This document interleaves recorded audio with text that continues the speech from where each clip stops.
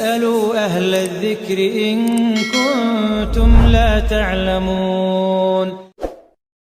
Saya pikir 2 rakaat mau salam, ternyata lanjut sampai 4 rakaat dan semuanya sama sholatnya begitu. Dan ini mereka akan satu pesawat dengan saya ini. Kemudian salam, maka saya jamak dan mereka keluar bubar. Kemungkinan pertimbangannya adalah akan tiba di Surabaya juga jam 2. Paling setengah 3 keluar asar jam 3, masih ada waktu untuk ikut sholat asar. Betul memang. Tetapi perintah agama, rukhsahnya di situ. Nabi SAW mengatakan, sadaqatu minallah, faqbalu sadaqatullah, tentang masalah jamak qasar salat dalam musafir. Itu sedekah dari Allah, terimalah sebagai sedekah dari Allah. Gitu kan? Dan Nabi SAW ya, sering kali, bukan sering kali, memang selalu kalau dalam perjalanan safar menjamak qasar. Beda kalau sudah tiba di lokasi. Ya kita sudah tiba di lokasi, kita masih musafir, cuma 3 hari, cuma 6 hari. Kita masih bisa musafir gitu kan. Masih jarak safar, masih safar. Di sini punya pilihan. Boleh kita ikut itmam sama orang-orang mukim, atau memang kita sholat tetap qasar, tapi dipisah waktunya, duhur tetap 2 rakaat, nanti asar juga tetap 2 rakaat, sebab masih ada jenggang waktu, atau dia mau jamak qasar, duhur sama asar, gak ada masalah, pilihannya banyak. Tapi kalau dalam perjalanan beda, gitu kan? Sudah beda. Nah banyak orang meninggalkan yang afdal ini kepada mufaddal, ini kan afdal, lebih besar pahalanya. Jangan kena terbawa, oh nanti saya kehilangan sholat qobliyah, ya akhi dan ukhti. Ada hadis Nabi SAW yang sahih berbunyi, siapapun yang terbiasa mengerjakan sebuah ibadah di waktu dia senggang, bukan musafir, lagi sehat, maka akan dicatatkan pahalanya oleh Allah pada saat dia sedang sulit atau sedang safar atau sakit. Kita biasa puasa Senin Kamis, kemudian kita safar, kita nggak puasa akhirnya, atau kita lagi sakit, maka karena rutin kita kerjakan pada saat lagi senggang, itu pahalanya tetap jalan. Begitu juga orang musafir, sholat qabliyah, sholat ba'diyah tetap dapat, gitu kan? Walaupun kita jamak qasar. Nah ini banyak orang tidak paham teman-teman sekalian. Artinya ini sebuah hukum saja yang kita bisa hubungkan dengan kejadian tadi. Ya. Jumat wajib, jihad wajib. Jumat siapa yang pungkiri kewajibannya? Siapa yang pungkiri keutamaannya? Bersama Rasulullah SAW di masjid Rasulullah SAW. Ini bukan main-main ini pahalanya. Orang kalau sholat sendiri 1000 pahalanya di Masjid Nabawi. Kalau sholat berjamaah 25 kali lipat. Gitu kan? Berarti 25.000 pahala sholat Jumat. Tetap dikalahkan karena perintah sudah ada di situ. Ya. Nabi SAW pada saat mengutus pasukan ini, tepatnya di Jumadil Akhir tahun 8 Hijriah, di pasukan ini pertama kali terlibat seseorang tokoh Islam nantinya. Tapi baru masuk Islam, mu'allaf ini. Dia masuk Islam di tahun 8 Hijriah itu. Kurang lebih baru 2 bulan, 3 bulan masuk Islam orang ini. Dan dia pertama kali diikutkan oleh Nabi SAW di dalam peperangan. Dia adalah Khalid bin Walid radhiyallahu anhu. Karena dia baru masuk Islam, gitu kan? Baru masuk Islam bersama Uthman bin Talha dan juga bersama Amr bin As yang menuju ke Madinah, ya. Dan dia masuk Islam justru kena motivasi Amr bin As radhiyallahu anhu majma'in.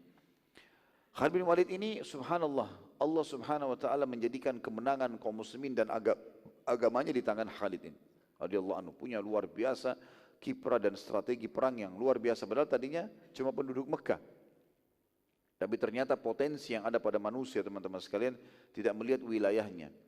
Jangan lihat orang dari fisiknya, jangan lihat orang dari daerahnya, tapi lihat potensi yang ada. Itu yang terjadi di zaman Nabi SAW. Jadi potensi kalau ada maka kita anggap itu potensi. Jangan anggap oh ini pasangan saya, oh ini ya, teman saya, oh ini bawahan saya atau pegawai saya, orang kampung. Dianggap tidak mengerti. Enggak. Ada potensi yang ada padanya, potensi itu kita besarkan. Karena memang bisa saja itu yang terjadi. Ini yang terjadi nanti di perang Mu'tah teman-teman sekalian. Khalid bin Walid pertama kali ikut perang bersama Nabi SAW. Dan juga nanti kita lihat bagaimana kiprahnya dalam membuat pasukan muslimin menang dalam peperangan. Walaupun jumlahnya 3.000 melawan kurang lebih 200.000 pasukan kafir. 100.000 dari suku Ghassan dan 100.000 dari suku Romawi. Suku Ghassan teman-teman sekalian pada saat mendengar pergerakan pasukan muslimin, pimpinan yang bernama Al-Harith bin Abi Shummar Al-Ghassani. Ini sudah kita sebutkan surat kedua Nabi SAW yang kemarin kita jelaskan. Itu dikirim kepada dia dan dia menolak. Maka dia karena tahu muslimin sudah keluar dan dia tidak tahu berapa jumlahnya, dia mengirim surat kepada Herakl. Herakl yang tadinya Raja Kaisar Romawi yang masuk Islam kemudian dia murtad lagi. Di sinilah terbukti tentang pengkhianatannya dan dia tidak betul pada saat dia mengatakan kepada Dihya al-Kalbi, sampaikan kepada Nabi SAW kalau saya sebenarnya tetap dalam Islam, gitu kan.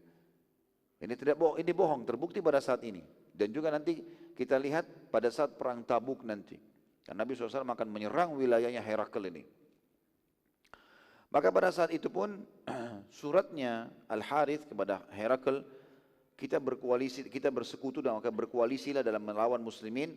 Saya memiliki 100.000 pasukan, maka kirimlah pasukan juga kepadaku sejumlah itu.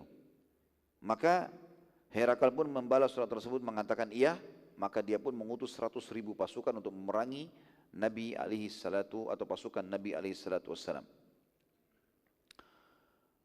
Herakl berkata dalam balasan suratnya, iya aku bersama kalian, dan ia mengirim 100.000 pasukan dan Al-Harith sendiri menyiapkan 100.000 juga, maka berkumpullah 200.000 pasukan.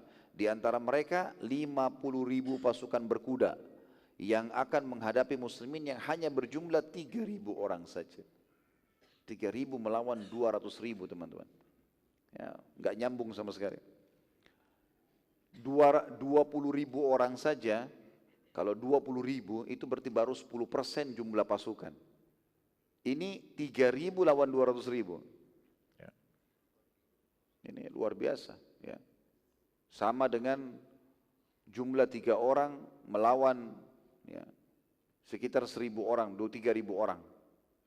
Gimana caranya? Satu masjid ini melawan 3 orang saja. Susah sekali gitu kan. Karena kalau 3.000 orang ini pun dikerumuni dengan 10.000 orang saja, sudah 3 kali lipatnya gitu kan. Bagaimana dengan 200.000? Ditambah lagi teman-teman sekalian, pasukan yang paling kuat di zaman dulu itu pasukan berkuda. Ya sama kalau kita sekarang mobil tank gitu kan. Kuat sekali. Karena kudanya dipakein besi, orangnya juga di atasnya pakai besi, dan biasanya naik kuda ini sudah punya kemahiran. Di antaranya kalau kisah tentang Khalid bin Walid radhiyallahu anhu, sahabat Nabi yang mulia ini, dia termasuk yang bisa berperang ya, dengan 2 pedang, tangan kanan dan tangan kiri, dan dia menyetir kudanya dengan kedua telapak kakinya, dengan 2 kakinya. Dia nggak pegang lagi tali kekangannya, saking mahirnya. Ya, seperti itu radhiyallahu anhu. Dan begitu juga orang-orang banyak. Ya. Maka 50.000 pasukan kuda ini bukan hal yang ringan. 50.000 orang ini saja kalau melawan 3.000 sudah cukup. Masih ada 150.000 lagi yang lain yang tidak berkuda tapi mereka menggunakan senjata-senjata yang besar, kuat, pakaian besi dan seterusnya. Subhanallah, tapi kemenangan teman-teman bukan dari jumlah, tapi dari keimanan dan keyakinan tentang Allah Sang Perkasa. Ya. Makanya Umar bin Khattab radhiyallahu anhu selalu mewasiatkan, pada zaman Umar itu jihad besar-besaran, tidak pernah berhenti pasukan jihad. Datang pasukan sudah menang, dikirim lagi sama Umar. Datang lagi, dikirim lagi. Enggak boleh dan tinggal di Madinah. Enggak pernah berhenti. Di zaman Umar bin Khattab bisa sampai ratusan pasukan-pasukan yang diutus. Tiba berapa orang, berkumpul 15 orang, kami mau perang, dikirim lagi. 100 orang, kirim lagi. Tidak pernah berhenti. Terus saja. Maka teman-teman sekalian, Umar bin Khattab mewasiatkan kepada pasukannya semuanya. Ingat, tidak pernah dan tidak akan pernah, kata Umar, kalian mengalahkan jumlah musuh kalian dan senjata mereka. Ini Umar sudah berikan wasiat kepada kita. Artinya mungkin ini adalah peringatan syar'i. Kalau pasukan musuh pasti lebih banyak jumlahnya, pasti lebih banyak senjatanya. Dan perbedaan antara kalian dengan mereka karena kalian beriman kepada Allah. Karena itulah kalian menang.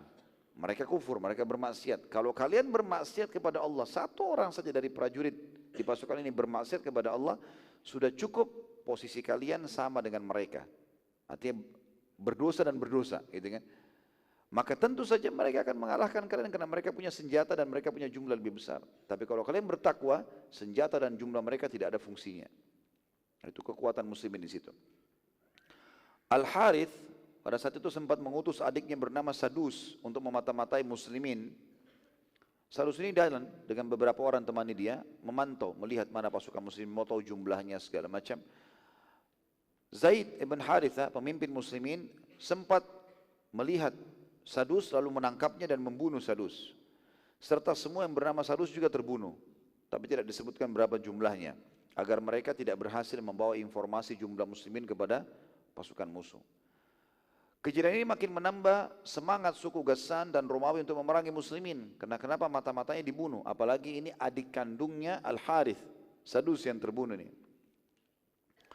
Zaid bin Harith radhiyallahu anhu tiba di wilayah Mu'ta, dan Mu'ta ini teman-teman sekalian wilayah yang berada di Jordania sekarang. Lembah Mu'ta dikenal, gitu kan. Melihat kejadian atau melihat pada saat itu dilihat di Mu'ta, beliau pun melihat ya ternyata Mu'ta ini tempat lembah dan ada ujung lembah tempat yang paling bagus untuk berkumpulnya muslimin. Maka dikumpullah 3.000 pasukan tadi di tempat yang terbuka pada saat itu, maksudnya terlihat sama musuh, tapi ada beberapa pohon yang rindang yang bisa mengelabui jumlah muslimin, sehingga tidak diketahui. Kalau kelihatan di depan bisa ditaruh 3.000 pasukan, musuh bisa mengira di belakang pohon-pohon ini mungkin ada pasukan juga yang tersembunyi. Dan semuanya tujuannya tentu karena Zaid radhiyallahu anhu juga mengutus mata-mata yang berhasil naik ke gunung-gunung yang tinggi, bukit-bukit tinggi di sekitar lembah itu, dan melihat dari jauh jumlah pasukan. Dan zaman dulu mereka punya keterampilan teman-teman sekalian menilai jumlah pasukan. Karena bentuk pasukan di zaman dulu satu, atau tidak banyak. Misalnya kalau mereka bentuk kotak, ditaruh 3 di depan, berarti jumlahnya satu kotak ini 500. Itu sudah umum dan itu kayak standar, semua orang lakukan itu. Kalau dia membentuk besar sekali, tidak ada bagian-bagiannya, maka itu jumlahnya 10 ribuan. Jadi dari situ mereka bisa menilai. Maka pasukan muslimin sudah bisa menilai jumlah pasukan musuh kurang lebih 200.000 orang pada saat itu. Kalau kita telusuri Mu'ta ini, lebih tepat lagi dia adalah perkampungan kecil terletak di sebuah lembah yang bernama Ma'an. Muslimin memasuki perkampungan Mu'ta, maka Zaid berkumpul dan bermusyawarah dengan tokoh-tokoh sahabat dari Muhajirin dan Ansar, apa yang harus dilakukan, strategi apa yang harus dilakukan atau diterapkan. 3.000 pasukan melawan 200.000. Musyawarah berjalan selama 2 hari dan terkerucut pada saat itu kepada 2 poin. Yang pertama, muslimin mulai menyerang, tidak usah tunggu. Begitu pasukan musuh sudah datang, takbir, serang saja. Karena target kita keluar memang mau mati syahid. 3.000 orang tapi semuanya mau mati. Beda dengan 200.000 yang memang takut mati, gitu kan. Yang kedua, mereka mengirim utusan ke Nabi SAW dan menunggu jawaban dari beliau SAW. Dan ini juga salah satu hukum syar'i. Kalau seseorang bingung, pasukan perang, ya, atau sebuah gubernur sebuah wilayah, mereka bingung, mereka menanya jalan keluar kepada pemimpin yang dianggap memimpin pada saat itu Nabi SAW. Kita tahu juga di zaman Abu Bakar, di zaman Umar terutama banyak sekali contoh di sini. Amr bin As radhiyallahu anhu sering kali menghadapi masalah di Mesir, maka beliau mengirim surat ke Madinah, walaupun lama, tunggu jawaban dari Umar radhiyallahu anhu, dan Umar memberikan jawaban yang bijak. Pada saat itu setelah mengerucut kepada 2 poin ini, apakah kita mulai menyerang atau kita mengirim surat ke Nabi SAW? Subhanallah, waktu sedang mengerucut lalu kata Zaid, mana yang kita pilih? Serang saja, sudah enggak usah lagi kirim surat ke Madinah. Biarkan apa yang Nabi bilang, serang ya serang. Dari awal di Madinah kan Nabi sudah bilang, dikirim kita untuk berperang. Atau kita pilih yang kedua, kita nyurat dulu, kita sembunyi dulu, tunggu sampai surat Nabi datang balik. Subhanallah, pada saat itu dari 2.999 sahabat, ya, jadi kurang lebih tinggal Zaid bin Harithah sendiri radhiyallahu anhu yang memimpin, mengatakan bagaimana pendapat kalian? Sekarang saya minta pilih salah satunya. Tidak bisa lagi kita menjalankan dua-duanya, menyerang sambil mengirim surat itu nggak mungkin. Maka semuanya sepakat, tidak satupun, mereka semuanya sepakat untuk menyerang. Ya, dan mereka semua berseru mengatakan, wahai Zaid, kami tidak keluar di sini jauh-jauh dari Madinah kecuali ingin merindukan surga. Maka tidak usah kirim surat lagi ke Madinah. Kalau berubah lagi instruksi Nabi kan jadi masalah buat kita nih. Ya. Sudah perang ya perang, sudah selesai. Nggak ada yang mau pulang nih. Yang sudah berharap mati. Dan mereka sangat memahami sabda Nabi SAW.